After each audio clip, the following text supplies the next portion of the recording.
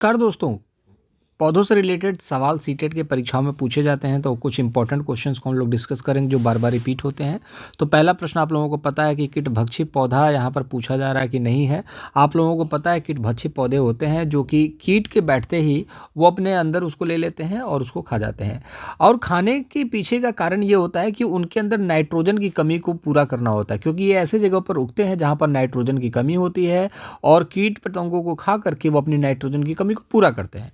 तो सिंपल सा लॉजिक ये होता है। और ये देख सकते हैं आप, ये मुंह खुला हुआ है, इसमें कीट बैठेगा तो इसको अंदर ये बंद कर लेंगे ढक्कन, ठीक है, और इसमें नाइट्रोजन की पूर्ति हो जाएगी, बात खत्म, ठीक है। तो डायोनिया, नेफेंथिस, संडियो, ये आपका एजिरेटम जो है ये आपका कीटभक्षी पौधा नहीं है, ये एक शाकाहारी पौधा है जो कि सनलाइट से ही अपनी चीज़ों को करता है। संडियो जो होता है, आप देखोगे यहाँ पर, ये एक पौधा ऐसा होता है जिस पर आपको ओस दिखाई देगा, और कीट जब जाएगा उस ओस के पास पानी समझ करके, तो क्या होगा कि वो उसको खा जाएगा, ठीक है। और कुछ पौधे ऐसे होते हैं जो स्मेल निकालते हैं अच्छे अच्छे, जिसमें कीट पतंगे आते हैं और वहाँ फंस जाती हैं।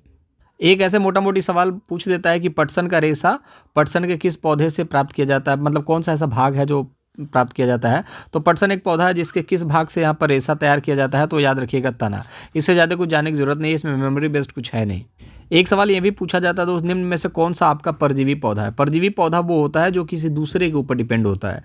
जैसे आप ये देख सकते हो, ये पौधा है, आपने देखा होगा कि किसी पौधे के ऊपर धीरे धीरे करके कुछ पौधे ऐसे होते हैं जो कि चढ़ जाते हैं और ये हालत कर देते हैं उस पौधे की। अब इसके पीछे रीज़न जानिएगा।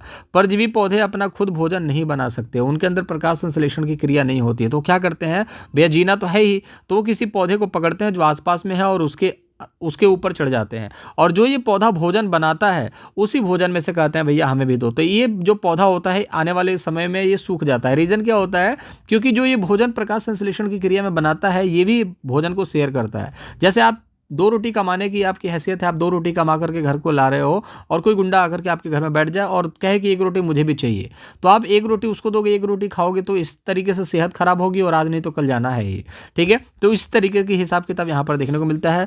अब सवाल ये भी बनता है कि परजीवी क्या है। परजीवी जो है जो खुद दूसरों के ऊपर आश्रित होता है, और एक होता है परपोषी। जिस पौधे के ऊपर ये लटका हुआ है ना, वो जो है वो परपोषी है, जिसका भोजन ये रिसीव कर रहा है परजीवी, ठीक है। तो ये कौन सा प्लांट है, अमरबेल है, इस चीज़ को याद रखिएगा, बार बार पूछा जाने वाला प्रश्न है। देखिए आप लोगों के लिए क्वेश्चन निचोड़ करके लाता हूं, लेकिन दिक्कत ये है कि आप लोग सब्सक्राइब नहीं करते हो, ना ही वीडियो को लाइक करते हो। थोड़ा सा दुख ये होता है कि आप लोगों के लिए इतनी मेहनत की जा रही है, दिन रात एक किया जा रहा है, इसलिए ताकि इंपॉर्टेंट कंटेंट कलेक्ट करके आप लोगों को पहुंचा दिया जाए और परीक्षा में आप अच्छा स्कोर कर पाएं।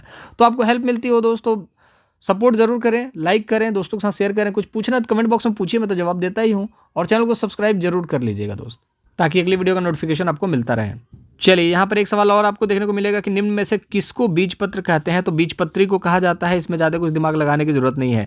बीजपत्री क्या होता है, बीजपत्र क्या होता है, इसको याद रखिएगा। ये बिल्कुल प्रारंभिक अवस्था होती है, पौधे की बिल्कुल प्रारंभिक अवस्था होती है बीजपत्र।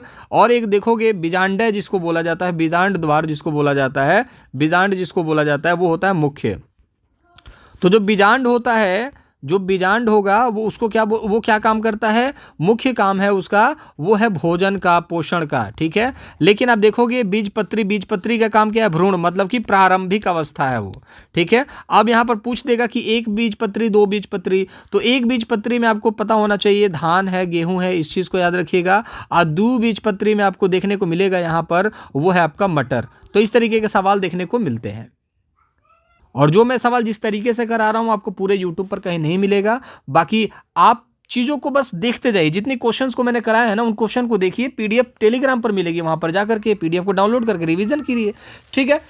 देखिए प्याज की खेती के लिए कुछ चरण है जो बार बार परीक्षाओं में पूछा जाता है, तो उस चीज़ के बारे में बात करेंगे। तो अब यहाँ पर देखेंगे सबसे पहले क्या करना होता है। यहाँ पर देखिए ये तो मिट्टी है, अब मिट्टी की पहले क्या करेंगे, गुड़ाई करेंगे, ठीक है। गुड़ाई करने के बाद क्या करेंगे, इसमें बीज भी बोएंगे, ठीक है। बीज बोने के बाद जब बीज थोड़ा सा ऊपर आएगा तो आपको पता ही है कि घर बसा नहीं लुटेरे पहले आ गए। तो जब बीज बोएंगे तो वहाँ पर क्या होगा, खरपतवार वहाँ पर उगना स्टार्ट हो जाएगा। तो खरपतवार को पहले हटाएंगे, ठीक है। तो पहले मिट्टी की गुड़ाई करेंगे, फिर बीज बोएंगे, फिर खरपतवार को हटाएंगे। तो देखिए सी और ए कहीं है, बी सी ई है, बी ये गलत हो गया, बी सी ए है, और बी सी और ए, ठीक है। तो बी सी ए दोनों में है, ठीक है। आगे देखते हैं, प्याज के ऊपर की सूखी पत्तियों को हटाना, प्याज को उखाड़ना। तो देखो पहले तो प्याज को उखाड़ोगे ना तो ई पहले आएगा, फिर उसके बाद उस ऊपर से जो सूखी पत्ती है उसको हटा दोगे तो डी पहले आएगा। तो देखो कितनी आसानी से चीज़ों को आपने समझ करके कर ली। ईवीएस में इसी तरीके के क्वेश्चन आते हैं कि सब्जी बनाने की क्या प्रक्रिया है, ठीक है, रोटी बनाने की क्या प्रक्रिया है, और ये आपके प्याज के लिए क्या प्रक्रिया है, गेहूं उगाने के लिए क्या प्रक्रिया है, इस तरीके के सवाल आपसे बनते हैं। तो याद रखिएगा ऑप्शन नंबर 4 जो होगा राइट आंसर होगा। पहले यहाँ पर देखेंगे आप गुड़ाई करेंगे, फिर बीज बोएंगे, खरपतवार हटाएंगे, फिर उसके बाद उखाड़ेंगे, फिर उसके बाद पत्तियों को हटाएंगे। कल यहाँ पर देखने को मिलेगा कौन सा विशेष अभिलक्षण रेगिस्तानी ओक, ठीक है, इसका दूसरा नाम है शाहबलूत, वृक्ष में नहीं पाया जाता। तो देखिए रेगिस्तानी ओक के बारे में आपको पता होना चाहिए थोड़ा सा कि ये जो है 10 मीटर लंबा होता है, ठीक है, और इसकी जड़ें जो होती हैं 30 मीटर होती हैं। अब 30 मीटर होती क्यों है? क्योंकि ये रेगिस्तान में होता है, इसका नाम ही है रेगिस्तानी ओक। अब रेगिस्तान में पानी तो जल्दी मिलेगा नहीं, तो इसकी जड़ें 30 मीटर नीचे तक जाती हैं और वहाँ तक इसको पानी मिल जाता है।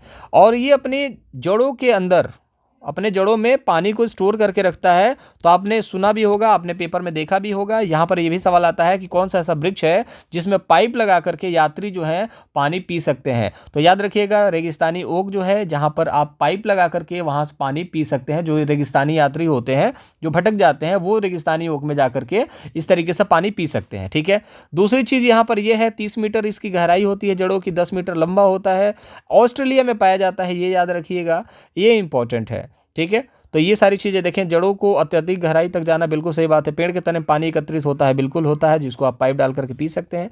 पत्तियां बहुत कम होती है, ये बहुत इंपॉर्टेंट है। रेगिस्तान में है तो जब पानी नहीं है तो पत्तियां नहीं होंगी, और बहुत सारी पत्तियां होती हैं, गलत। तो यहाँ पर कौन सा नहीं पाया जाता है? तो ऑप्शन नंबर 4। वो पौधे खारे जल वाले क्षेत्र में उगते हैं उन्हें कहा जाता है। तो जो पौधे खारे जल में उगेंगे तो उनको पता है, लवणो मृदुभिद, कहने का मतलब है कि खारा मतलब क्या है? लवण, जिसमें नमक की मात्रा है। तो ऑप्शन नंबर 1। ये क्वेश्चन आराम से आप इजीली कर सकते हो, 1 शॉट क्वेश्चन है तो दिक्कत वाली बात नहीं है, इसमें कुछ समझने समझाने लायक है नहीं। एक प्रश्न यहाँ पर आ गया कि गांव का नाम वहाँ उगने वाले कई खेजड़ी पेड़ों के कारण पड़ा। इस गांव के लोग पौधों, पेड़ों और जानवरों की बहुत देखभाल करते हैं। भारत में यह गांव है। तो आपको पता है बिश्नोई समाज जो है खेजड़ी वृक्ष की रक्षा करता है, ठीक है। तो यहाँ पर आप देखोगे कि वृक्षों की रचना करना मतलब रक्षा करना है। तो ये कहाँ पर है? ये राजस्थान में है, इस चीज़ को याद रखिएगा। बहुत सारे समाज होते हैं जो किसी चीज़ की रक्षा करते हैं। तो यहाँ पर खेजड़ी वृक्ष को बहुत प्यार दिया जाता है, इसको बचाया जाता है। आपने देखा होगा कि बहुत सारे जैसे कि मान के चलिए कि बहुत सारे पेड़ काटने पर आपने देखा भी होगा कि यहाँ पर आंदोलन भी हो चुके हैं, ठीक है। चिपको आंदोलन आपने देखा है, पेड़ों को काटने को लेकर के बहुत सारी चीज़ें हैं। खेजड़ी वृक्ष जो है वो दोस्त यहाँ पर आप समझ लीजिए राजस्थान से रिलेटेड है, और ये भी रेगिस्तानी क्षेत्रों में ही पाया जाता है, इसको भी याद रखेंगे। चलिए, मुख्य अध्यापिका ने ईवीएस की एक शिक्षिका से अपने ऑफिस के अंदर रखने के लिए पौधे चुनने के लिए कहा, वह निम्न में से कौन सा समूह चुनेगी? तो अब ये देखिए, ये है मनी प्लांट, आपने देखा होगा। अब जहाँ जहाँ मनी प्लांट है उसको सही करेंगे। तो यहाँ मनी प्लांट है नहीं, यहाँ मनी प्लांट है, यहाँ पर भी मनी प्लांट है, यहाँ पर भी। एलोवेरा घरों में रखा जाता है, यहाँ पर एलोवेरा नहीं है, यहाँ पर एलोवेरा है, ठीक है। अब पिटूनिया और क्रोटेन, तो क्रोटेन जो होगा याद रखिएगा ये घरों के अंदर रखा जा सकता है, जहाँ पर सनलाइट न होने के बावजूद ये पौधे जो होंगे वो जिंदा रहेंगे, और इनको अगर पानी भी कम दिया जाए तो भी कोई दिक्कत वाली बात नहीं है। तो ऐसे पौधे कौन से? ऑप्शन नंबर 3, जो कि एक शोभा बढ़ाने का भी कार्य करते हैं।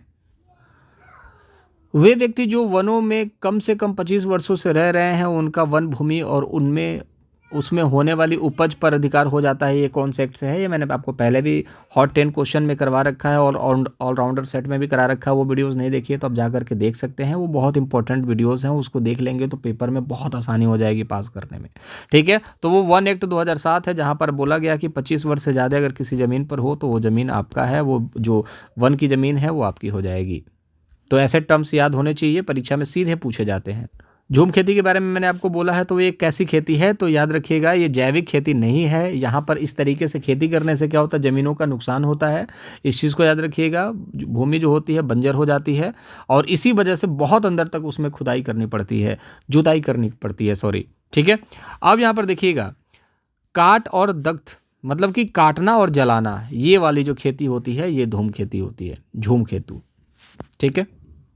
एक पेड़ यहाँ पर पूछेगा सिनकोना पेड़ के किस भाग का उपयोग मलेरिया के उपचार के लिए किया जाता है। तो सिनकोना के पेड़ से मैंने क्या बोला 3 से 4 प्रश्न आपको देखने को मिलेंगे। तो ऐसा नहीं है पौधे से ही, पौधे से रिलेटेड आपको ईवीएस में और भी क्वेश्चंस पूछे जाएंगे कि मलेरिया की दवाई किससे बनाई जाती है। तो सिनकोना पेड़ के छाल से बनाई जाती है। तो सिंपल सी बात है, छाल से यहाँ पर बनाई जाती है। तो एक क्वेश्चन यहाँ पर इनडायरेक्टली आपको देखने को मिला। एक प्रश्न यहाँ पर है कि पौधों में पानी देने के लिए उपयुक्त तकनीक जिसमें से संकीर्ण नलियों से पानी सीधा पौधों के आधार में दिया जाता है, क्या कहा जाता है। तो उसको ड्रिप सिंचाई कहा जाता है, इसको याद रखिएगा। इसको बूंद वाली सिंचाई भी कहा जाता है, इसको भी याद रखिएगा। इंपॉर्टेंट है जो क्वेश्चन, वही क्वेश्चन हम लोग बार बार देखने वाले हैं। और जितने भी हम लोग क्वेश्चन देख रहे हैं सारे इंपॉर्टेंट पहले भी देख चुके हैं। तो प्लेलिस्ट जितनी है उसको जा करके देख लीजिए ताकि आपका एग्जामिनेशन निकल जाए। दोस्त अपने आप से मजाक मत कीजिए, क्योंकि आपके मार्क्स भी अब जुड़ेंगे परीक्षाओं में। और सिंपल सी बात है कि आपके सीटेट के बाद परीक्षाएं आने वाली हैं, तो इसकी तैयारी के लिए बिल्कुल लग जाइए। एक प्रश्न देखेंगे, निम्न में से कौन सा पौधा कीटों को जाल में फंसाता और खा जाता है। तो वो है आपका घटपर्णी पौधा, याद रखिएगा। अमरबेल जो है वो परजीवी है, ठीक है, परजीवी पौधा है। और जिसके ऊपर जाता है वो परपोषी पौधे होते हैं, ठीक है। जो परपोषी ये होते हैं जो खुद अपना भोजन बनाते हैं, परजीवी वो होते हैं जो दूसरों के ऊपर डिपेंड होते हैं, ठीक है। इस चीज़ को याद रखिएगा। चलिए, जो मैं क्वेश्चंस ला रहा हूँ वाकई में वो क्वेश्चंस हैं जो मज़े देने वाले हैं आपको दोस्त, जो बार बार पौधों से सवाल पूछे जाते हैं, जो कि छूट जाते हैं आप लोगों से कहीं ना कहीं।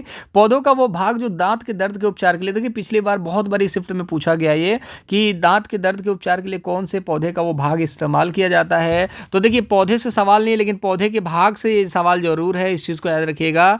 तो लौंग जो है ये आपका इस्तेमाल होता है दर्द के लिए। दर्द के लिए तो खैर अफीम भी लोग लेते हैं, लेकिन दांत के दर्द के लिए नहीं लेते हैं, वो किसी और दर्द की दवा के लिए आप यूज़ करते हैं। तो इस चीज़ को याद रखिएगा। लौंग जो है दांतों के बीच में दबा लेने से कहा जाता है कि दांत का दर्द ठीक हो जाता है। मैंने आपको पहले भी बोला है दोस्त, जो पूरा वीडियो देखेगा वो चीज़ों को लेकर के जाएगा, नंबर को लूटेगा। तो चलिए, खेजड़ी वृक्ष से रिलेटेड अब हम कुछ कथन वाले क्वेश्चंस भी करेंगे। ऊपर ऊपर हम लोग चीज़ों को नहीं देखते हैं दोस्त, हम लोग डीप में जाते हैं और चीज़ों को बहुत कम समय में सीखते हैं। खेजड़ी वृक्ष के बारे में अब हम लोग यहाँ पर डिस्कस करने वाले हैं कुछ कूट वाले प्रश्न कि यह वृक्ष रेगिस्तानी क्षेत्रों में पाया जाता है। बिल्कुल फैक्ट है, रेगिस्तानी क्षेत्रों में पाया जाता है। मैंने आपको पहले भी बताया है कि आपके रेगिस्तानी क्षेत्र जैसे कि राजस्थान में पाया जाता है। इसे उगने के लिए अधिक जल की आवश्यकता नहीं होती। देखिए सिंपल सी बात है, अगर अधिक जल की आवश्यकता होती तो रेगिस्तान में क्या करने के लिए जाता है, और इसका नाम भी नहीं होता, ठीक है। बहुत सारे पौधे हैं आपके यूपी बिहार में, लेकिन उनका नाम नहीं है। लेकिन खेजड़ी का नाम क्यों है? क्योंकि रेगिस्तान में उगता है। क्यों? क्योंकि वहां पर स्ट्रगल कर रहा है। आप भी स्ट्रगल करोगे, जब आप यूनिक दिखोगे तो आपका भी नाम होगा। तो वहां पर पानी नहीं है फिर भी उग जाता है, इसलिए इसका नाम है, ठीक है। तो जल की आवश्यकता नहीं होती है। जल को संचित करता है जिसका उपयोग आवश्यकता पड़ने पर किया जाता है। यह तनों में जल को संचित करता है, नहीं। अब यहां पर बच्चे कंफ्यूज हो जाएंगे खेजड़ी में और रेगिस्तानी ओक में। तो रेगिस्तानी ओक जो होता है दोस्त, वो कहाँ पर उगता है? वो है ऑस्ट्रेलिया में। और रेगिस्तानी ओक क्या करता है? तनों में पौधे तनों में पानी को इकट्ठा करके रखता है, जिसको पाइप के सहारे पिया जा सकता है, पतले नली की पाइप से पिया जा सकता है। और ये जो है 30 मीटर नीचे तक जाता है। तो यहाँ पर जो होगा ये गलत होगा। ये रेगिस्तानी ओक की विशेषता है जो संचित करके रखता है। इस वृक्ष की छाल का उपयोग दवाइयों को बनाने में होता है तथा लकड़ी तथा कीटों का प्रभाव नहीं पड़ता है। ये भी बिल्कुल फैक्ट वाली बात है, ठीक है। अब इसमें यहाँ पर देखिएगा 1, 2 और 4 सही है। इस वृक्ष में बहुत कम पत्तियां होती है। देखिए जिसमें बहुत कम पत्तियां होती हैं वो होता है रेगिस्तानी ओक, ठीक है। तो याद रखिएगा रेगिस्तानी ओक में बहुत कम पत्तियां होती हैं, वो जल को संचित करके रखता है, 30 मीटर नीचे तक जाता है उसकी जड़ें। और उसकी अगर हम बात करें उसका हाइट की अगर बात करें तो हाइट जो होती है 10 मीटर होती है। इस चीज़ को याद रखिएगा, ठीक है। तो ऑप्शन नंबर जो फर्स्ट, सेकंड और फोर्थ होगा, राइट आंसर होगा ऑप्शन नंबर बी। क्यों? क्योंकि बहुत कम पत्तियां नहीं होती हैं खेजड़ी में, उसमें पत्तियां होती हैं और वो संचित नहीं करता जल को, ठीक है। कुछ फैक्ट्स हैं जो जरूरी है आपको जानना।